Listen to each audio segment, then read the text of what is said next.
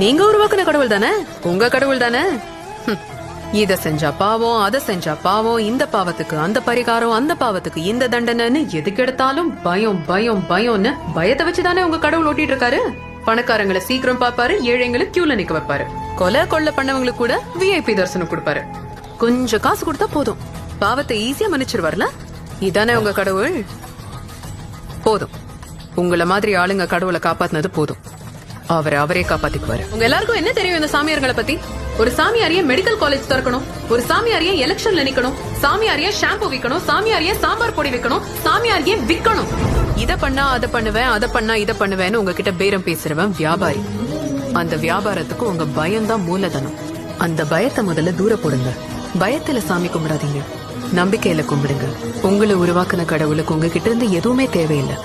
உங்க பிரச்சனையை கடவுள்கிட்ட டைரக்டா சொல்லுங்க, அவங்களுக்கு கேட்கும்.